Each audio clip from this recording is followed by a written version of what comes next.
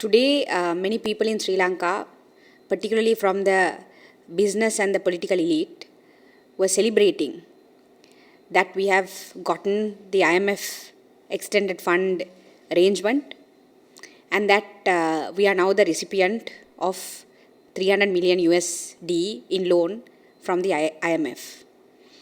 So many people were celebrating this as a breakthrough in coming out of the economic crisis.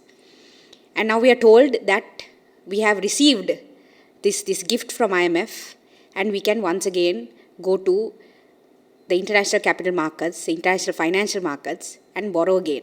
I just want to remind, as a trade unionist, I want to remind people what people, ordinary people of this country who did not cause this crisis, who are not responsible for this crisis, what they went through in the last 6-7 months in the name of this is what IMF wants us to do. We all experienced electricity tariffs going up by 66%, and many houses today don't use lighting anymore because they can't afford it. We saw cost of living going up. We saw indirect taxes being imposed on people. We saw food prices soaring so that no longer people are eating. We saw the export sector companies stagnating wages on the basis that everything has become precarious. And an average free trade zone worker is now getting around 30,000 rupees and yet has to meet the cost of living and the soaring food prices. We saw how our health system has become stagnated, where our hospitals are unable to even import the most essential medicines because of the crisis. And none of this was caused by the people who are struggling because of this crisis. The crisis was caused by the very same people who are sitting in parliament today. The Rajapaksas, the Ranil Wickremesinghes, and their friends and cronies who are sitting in parliament today. For the last 40 years, they bought this country, stole this country, robbed this country, assisted and aided by their business friends who have happily stashed away dollars in offshore accounts.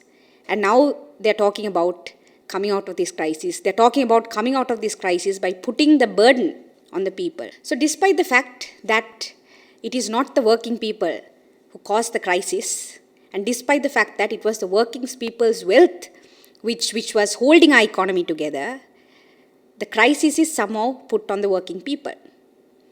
And the crisis is not somehow addressing the cause of the crisis. How did we come to this state of bankruptcy? And even with all their prescriptions. So the IMF talks about sustainable debt. The IMF talks about debt restructuring with the support of creditors.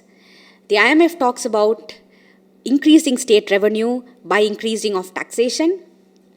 And the IMF talks about making labor laws flexible so that it's easier for businesses to invest here.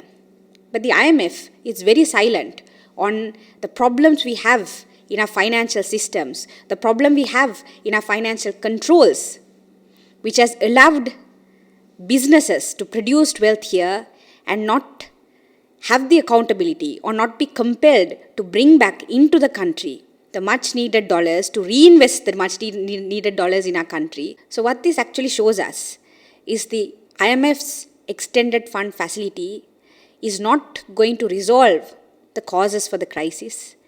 It's not going to pull us out of dependency on the international financial markets.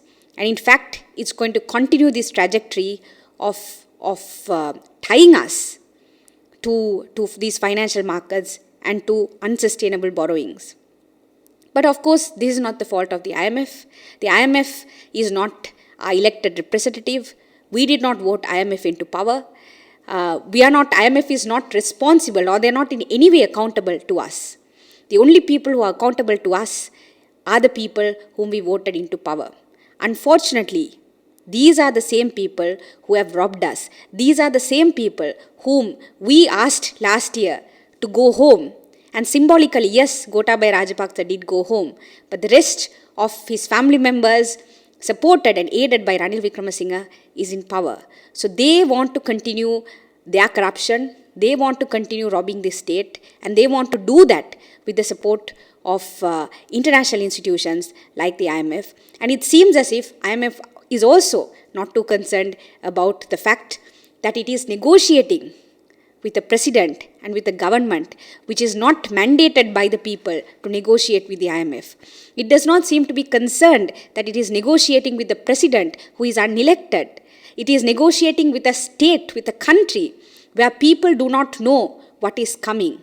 It is negotiating with a government which has not taken a single responsibility to inform people what is coming in the form of an IMF agreement. And elections have been postponed, parliament elections are not coming.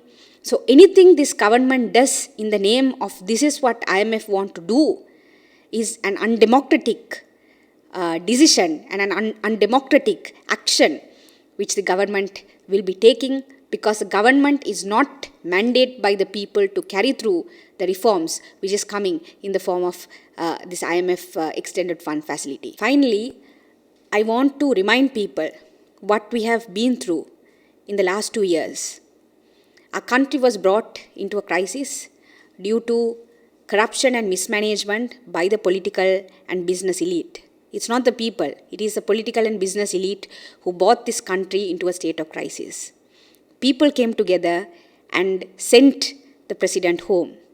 But since then, since July 2022, Ranil Wickremesinghe has been in power, and he has been using violence and suppression on the people who are democratically protesting against this unjust rule of Ranil Wickremesinghe. He has used the PTA on the people. We saw how Vasantha Mudalige was detained illegally for several months. For the first time in the history of PTA, a magistrate completely discharged a suspect from all terror charges. That is how abusively Ranil Wickremesinghe used the PTA against 3 student leaders.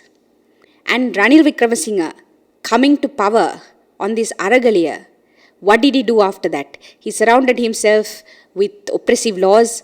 He surrounded himself with the military. He surrounded himself with his business, corrupted business officials.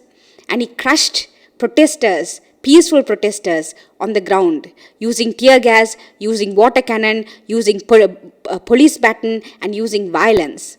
2 people, to date 2 people have died because of tear gas, because of this violence used on unarmed civilians. Since he came to power, we are not allowed to peacefully protest on the streets. Water cannons are used on us. Tear gas is used on us. Expired tear gas is used on us. 2 people have died as a consequence of violence on the street. Police baton charges are used on us. The military is deployed on us. That is how Ranil Wickremesinghe has crushed protesters legitimately protesting against the unbearable cost of living.